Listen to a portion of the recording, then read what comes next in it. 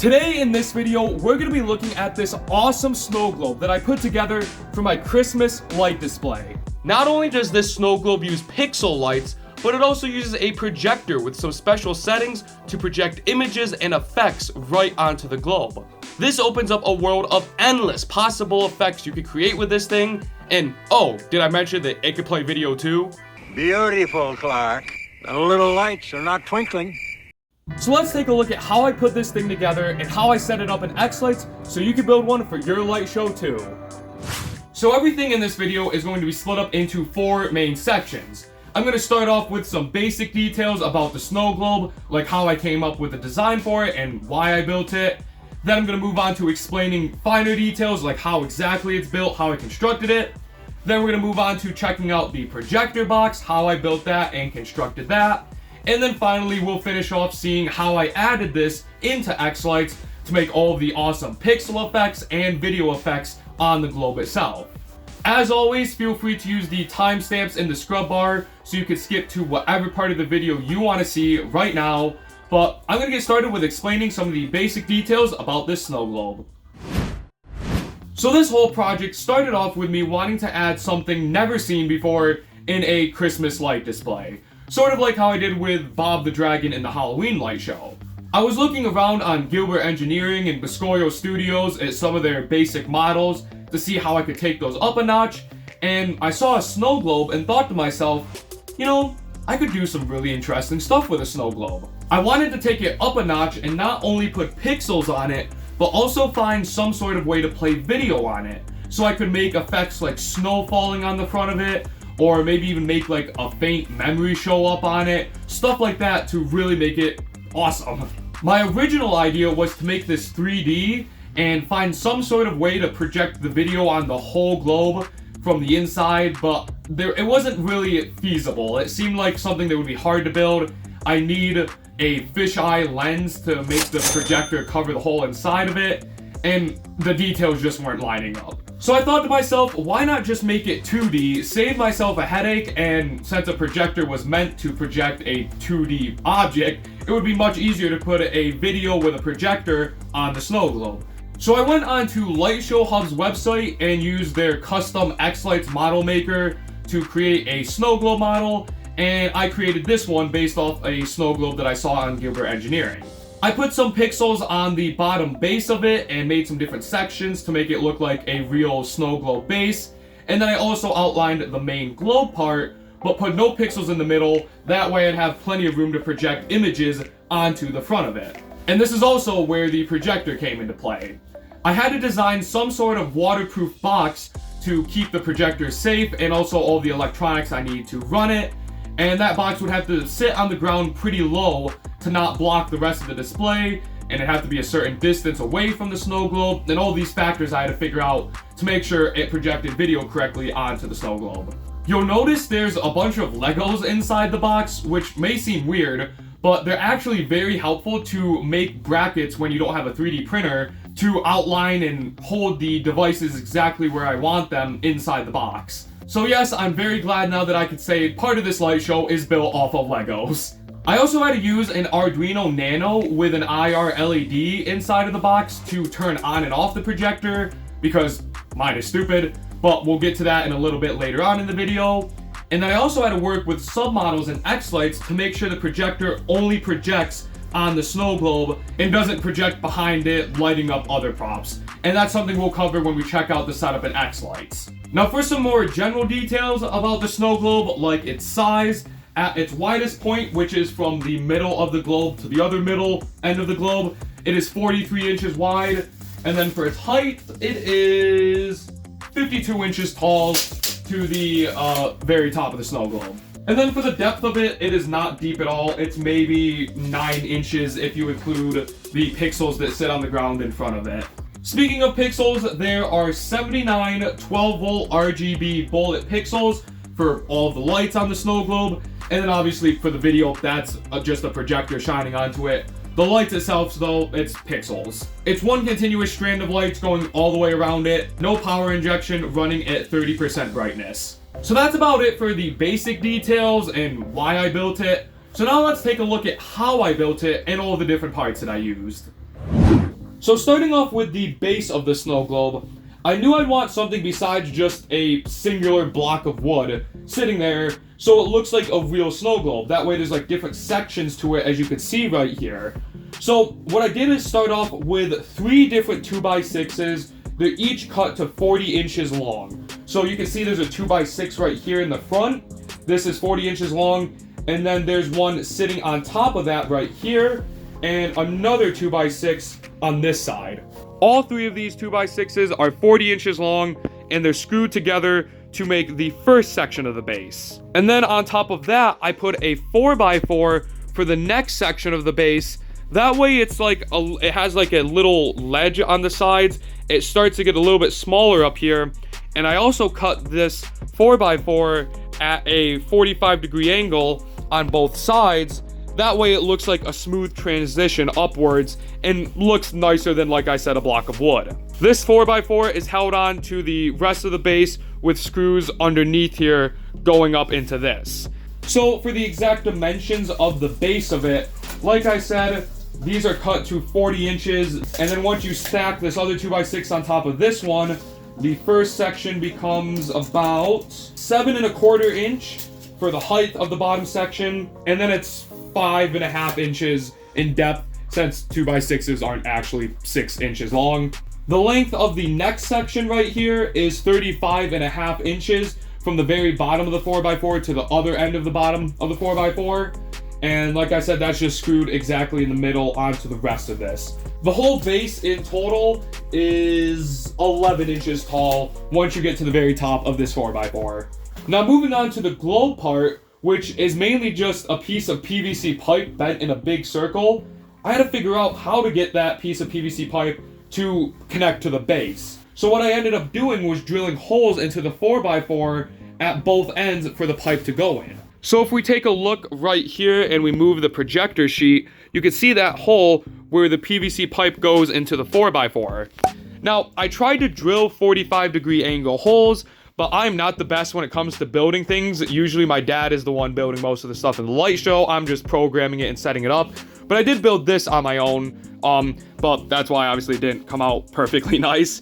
And then you can see a hole there too for a piece of PVC pipe. It also is coming out at an angle. It's not exactly 45 degrees, but that was the goal. And then those holes go pretty deep into the 4x4. That way I don't have to risk the PVC pipe popping out. So that PVC pipe comes into that hole there, and I have it bent all the way around, and it goes into that hole right there. I used 1/2 inch PVC pipe, and I didn't need to do anything special to bend it. It is a little bit tough to bend, but it is bendable. So I stuck it in this hole, and then under a lot of tension force, pulled it around until I got it into that hole right there. Now, trying to figure out the length I needed for the PVC pipe to go all the way around was a bit tricky, since this isn't a perfect circle, so I can't really use anything pi related to calculate how long it needs to be. And just figuring out that stuff is really tough. So what I did is start off with a 10-foot section of PVC pipe, and I put that in the hole, and then I checked the proportions of it, and I slowly cut down the PVC pipe to shorter lengths until it looked like a decent size and was a good ratio to the base for the whole thing to look even. Now we're going to look at the back of the snow globe for a second, and there's a couple of different things going on back here, but the first thing I want to talk about is this smaller piece of PVC pipe that runs up to the top of the snow globe. So up there you can see where the pipe is continuing around making that circle, and when I first built this, there was a problem with, since the holes weren't exactly 45-degree angles and they were a little bit less than that, the whole thing was trying to bow upward like a big egg or an oval or something, and it didn't look right. So I had to find a way to pull the top section of the PVC pipe down and sort of smush it to make more of a circle. And the easiest way I found to do that was I had just this random like 1/4 inch piece of PVC pipe. I screwed that into the bottom 4x4 and then cut it at the length that I wanted it to be at the top, and I put a bolt through the 1/4 inch PVC pipe into the 1/2 inch PVC pipe to help pull that down and hold it right there so it doesn't try and get squished upwards. So at this stage now, I had a base and I had a piece of PVC pipe going around, so at the minimum I could find a way to attach pixels to that and have some sort of snow globe, but I still want to be able to project video on it. That's the whole point of building it. So I needed to find something that I could fill in the middle of the snow globe with that could be an item to project onto. So what I ended up doing was buying a projector sheet on Amazon, and not your normal like 16:9 ratio one, but a 4:3 ratio one, so it's a bit more square. And I put that projector sheet on the front of the snow globe here, wrapped it around the edges of the PVC pipe, and pulled it all nice and tightly back here. Now this was extremely hard to do since I'm putting basically a square object on a round shape. So getting the exact location of the sheet at the right spot was tough, and tightening it was hard too, because the sheet only needs to be yay long down here, but once you get to the middle where it's wider, it needs to be yay long right here. It needs to be wider. So what I did to help hold it back here is take some small pieces of fishing line and just fished it through around the loops, the corners of the projector sheet, and tighten that as tight as I could together around this piece of PVC pipe to help pull it in.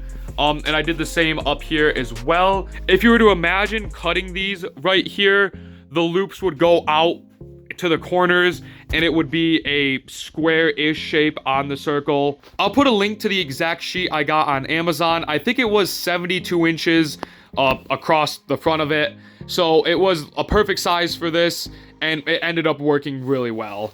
Next, I'm going to talk about how I outlined the whole snow globe with pixels, and I'll start off with the base of it since that was simpler than trying to get lights around the globe part. So basically, all of the lights on the entire snow globe are in Boscoyo strip, and they're spaced 3 inches apart. It's just the hard part was figuring out how to attach that strip to the entire snow globe. So I found these little clips that we've had since the days of putting up AC lights before the light show even started. So it's like this little base, and then it has a hole here, and pixels, bullet pixels, actually fit perfectly in this hole right here. So what I would do for most of the base is screw this somewhere onto it and fish a pixel through the hole, and that pixel would hold up the rest of the strip. So for this middle part, for example, you could see one of these clips right here, and it just has a little screw holding it into the base. It holds the pixel, and then that pixel holds the rest of the strip until we get to like the middle here, where I have another one of those clips screwed into the board. And then we have a pigtail on the end since I was too lazy to cut this and solder the wires together. And then another clip right here on the end. It's the same for the top row of pixels right here. You can see clip right there, no clip in the middle for this section, and then another clip on the end.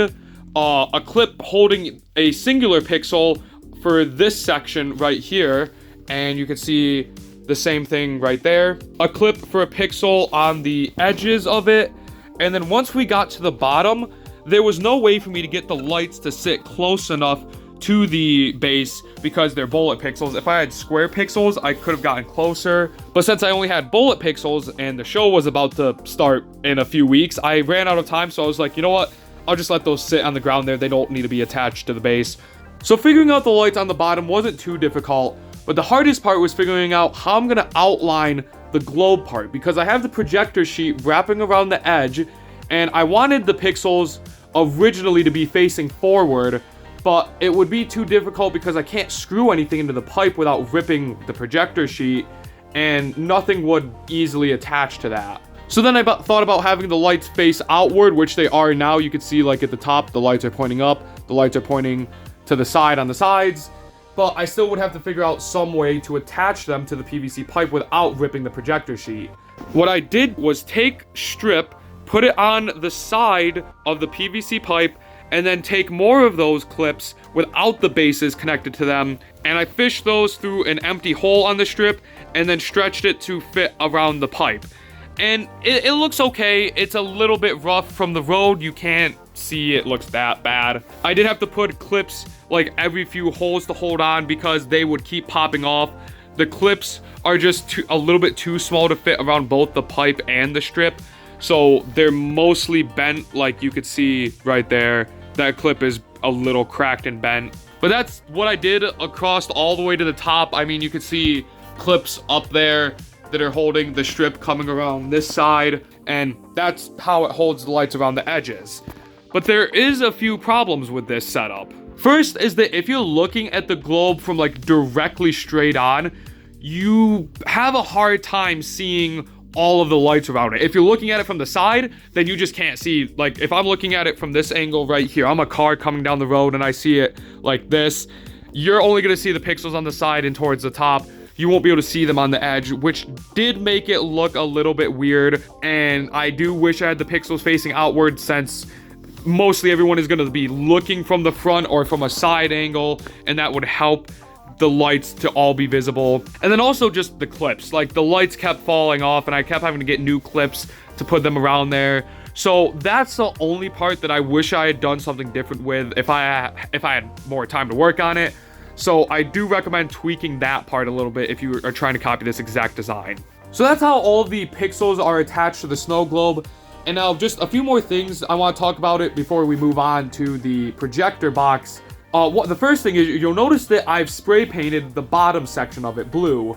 And I've realized this the past year of the light show, that I have not taken advantage of spray painting things or painting or decorating it during the day to make it look well during the day. Because the display during the day, it looks horrible. It's just black strips everywhere, white props, weird shapes everywhere. But spray painting the bottom, instead of having it be the wood color and the strip be black for all of it, spray painting the wood in the strip made this snow globe look so much better during the day, because you have like your black edging around the globe, the white globe itself, and then a blue base. It just made it look really nice. So spray painting or painting or whatever makes your display look great during the day. Next, I did have stakes, rebar stakes on the base, holding the base down, because this thing does act like a sail. And the stakes did do a little bit, but I did have to add some bigger ones, because originally on the back of the snow globe, as I'll show on this video here, I did have a giant Frankenstein piece of coral board to outline and fill in the back of the snow globe, because I realized since the projector sheet is really thin, the light from the props behind it were shining through, and it was making it so you can't see the projector. So I had to put that back there so no light would shine through. After that was there, I took these big wooden stakes and attached those to the coral board, which was attached to the rest of the snow globe. And these stakes really helped the snow globe from going anywhere after that. That held it down and it didn't fly away. So that's it for the snow globe build itself. Now I'm going to move on to showing the projector box and how I set that up to project the video onto here and keep the electronics waterproof and safe. Okay, so here we have the entire projector box. This is what projects outward towards the snow globe so that you can put video and cool effects on the front of it. Now, when I was originally designing the snow globe, I was afraid that I was gonna have to rebuild the box that I used in 2020 for the projector to face on the garage. If you've seen any of the super old behind the scenes videos, you've probably seen that projector box before. It had been through many horrible problems with like leaks and stuff since it was all custom built. And then once I built this wonderful screen right here to put in front of the garage, I basically threw the projector box, the old one, in a bird pile because it was a bunch of wood that was not useful anymore. So I was afraid that I was gonna have to custom build something again and go through that whole headache, until I was looking online and I saw that some geniuses decided, why not use a storage bin and just cut a hole in the front of it for your projector? And I was like, oh my gosh, mind blown. That is like the stupidest, simplest idea ever. Why did I not think of that 5 years ago? I wanted to go an extra step and just be very careful, making sure nothing got wet. So I got this waterproof storage bin. It has a seal on the cover, which we'll see in a minute. And it has 6 different latches on it to keep it sealed shut. I didn't want to buy something cheap and risk having water leak in it. So even buying an expensive waterproof one was still cheaper than the headache of trying to custom build a projector box. So let's take a look at the key features of this. It's a box, like I said, a storage bin. We have a hole cut in the front with a sheet of plexiglass for the projector to shine out from. On the side, there is a hole right here for all of our wires coming out, everything that needs power. And these were taped all the way down the edge of it, and the hole was taped too when it was outside. That way no snow, water got inside of it. And then on the back, we also have a singular vent right there just for airflow. We'll pop this open, and there's honestly not a ton inside. It may look like it, but I'm gonna explain everything. So this bin was probably a bit bigger than I need. You could probably fit all of this in something much smaller, but there were no waterproof or water resistant bins that were that small. So I started off with a big box like this, and this one did have some problems because if you look on the edges of it, right here, it has these lips that stick out a little bit. So I knew that cutting a hole was going to be tough because if I wanted to put it on this side anywhere here, it would not work well with these lips in the way. So we knew the projector needed to face forward, so I got a board on the inside and cut it out to perfectly fit the inside of the box. You could see like there's 45-degree angle cuts on the edges. That way it slides in here perfectly and would allow me to put whatever I need on the bottom of this, since the bottom of the bin wasn't perfectly flat. It had a bunch of bumps and ridges too. So I knew in here I need a couple of different things. I'd obviously need the projector itself, and then something that the projector could be plugged into so it knows what to do. So what I ended up doing was using this Raspberry Pi right here. This is a Raspberry Pi 4 under this little setup here. 2 gigabytes RAM inside of it. A 1 gigabyte would have worked perfectly fine. There's no need for anything bigger than 2 gigabytes. It's running FPP Falcon Player, and it's in remote mode, so the master that's normally sitting out here in the garage would be communicating with this, telling it when to start the sequences, and sending the video through this HDMI cable right there to micro HDMI that plugs into the Raspberry Pi there. And then I also have this fan here. This isn't mounted or anything. I literally just sat it on the box in there to help move air around. And those are the 3 main devices in here. Well, I forgot there's actually a 4th, but I'll get to that in a minute. The Legos in here, though, like I said, are used to like make a frame to perfectly hold everything in place, because this projector had to sit about, I'd say, 7 or 8 feet away from the snow globe for it to be the perfect size. And if this moved at all, even like a millimeter, it would shift the whole image and it would mess it up. So I needed to get the projector in the exact location I needed. So I built this Lego frame, and it's perfectly tight. Like, this doesn't move. I literally put bricks on the side of it to push it tight against the walls. This allowed me, though, to have a frame to build a Lego wall around the projector to hold it perfectly in place. And also, the projector needed to tip upward as much as it can, and the little stand included wouldn't tip high enough since this is sitting on the ground, and the snow globe sits a little higher off the ground. It needed to tip up a lot. So I had to put some Legos in the front there for that little stand to sit on. You can see that stand right there. It's a little Lego frame to help hold that up. I feel really silly talking about this right now, but it actually works like so nicely, holding the projector perfectly in place. I mean, it can move a little bit, but it's there. It's not going anywhere.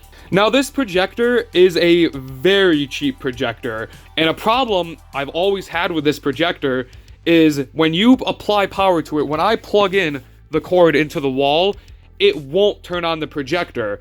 Even if the projector was on and then I just unplug it and plug it back in, it always goes to powered off mode. The only way to turn it on is hit the power button or use the remote. And when I was running the show years ago, I'd every single night have to come out and hit the power button to turn it on, and it was just the biggest pain. So for the 4th device in here, I took an IR LED that I have, and you could see that right there. That's basically an LED that's in a remote, that so it flashes a light that we can't see, but devices can see it. And I hooked it up to an Arduino Nano, and I had an IR sensor read the codes that the remote uses to turn this on. I copied them, coded a little project, and then the Arduino fires the IR sensor to tell the projector to turn on when the show starts. So that Arduino Nano, it's getting USB power from the Pi right here, and then I have a ground and a little data wire hooked from the GPIO pins of the Pi to the Arduino Nano, and I have an FPP command set that when the show is about to start, when it's in its pre-show warm-up, send a signal to the Arduino Nano. So basically turn GPIO pin whatever number on. The Arduino Nano sees that, and then it fires the IR sensor, and the projector thinks that the remote power button was pushed, and it turns it on. It's so cool because I was so happy not having to do anything anymore, having to hit the power button myself. And now, since I finally showed off this box, I can actually take it apart. So I'm going to take it apart right here just so you can get a closer look of the Arduino Nano inside of there. So here we can get a better view. We have the Raspberry Pi 4 in a case right here. These two jumper wires are just for the little fan on it. These two are the ones going to the Arduino Nano right here. I'm going to put the code on in a link in the description, so if you want to see the Arduino code I used, you can check that out. The final two things super quickly, I just want to make sure I covered clearly. This piece of plexiglass, we bought a sheet for it, we cut it to the size we needed with a knife, and then we siliconed it so the plexiglass is on the inside. We pushed it in here forward and put a bunch of silicone all around it. And then same for the fan vent, we pushed that in from the outside though inward and silicone that. So that's the projector box. I really had fun making this, especially since I had an Arduino in it, and it allowed me to have to come up with a fun project to make the projector work the way I wanted it to. So now let's head inside and take a look at xLights so we could see how the projector is set up and how the pixels for the snow globe are set up to make all the awesome effects. So here's my layout inside of xLights, and adding the snow globe wasn't too difficult, it was just a little bit tedious. So you'll notice there's two different sections to the snow globe here. We have the pixels, which are the individual dots, and then we also have this rectangle around it, which represents the projector. Now, I have made a video in the past that shows how to put projectors or screens or anything like that into xLights, so I'm not going to talk about that specifically, just how I made the effects only appear on the snow globe. Because the problem is, if you look at the screen, this is where the entire projector will project. I set it up in here so that the very top of the projector will go perfectly to the top of the snow globe, and the bottom perfectly to the bottom of the snow globe. And the projector box that we just looked at sat around here somewhere in the middle of the P stakes to project there. But if I was to fully use the projector, the edges around the snow globe on the left and right, those would still project beyond it, and it would light up like the ground back here or pieces of the house, and it would really look bad, and it would kind of like ruin the effect. So with the snow globe itself, with the pixels, it's just simply a custom model, and if we look at it here in xLights, we can look at the model data, and you can see it right here. I used the Light Show Hub website to create this custom model. And then for the projector part, if we click on this, it's set up as just a matrix in xLights. And for the resolution, I did make this a bit more dense than I normally would.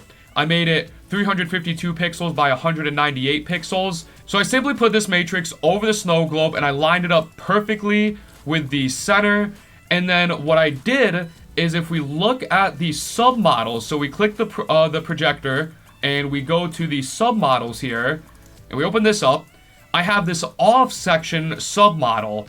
Now what this has is all of the pixels on the outside of the projector, and that way I can put an off effect on the off section, and whatever is on those pixels, the off effect will take over and it will turn them off, so you'll only see what's in the middle. Now, this was really tedious to make though, because there's probably tens of thousands of pixels on this screen, and it would be really hard to go and click each individual one to try and make a perfect circle.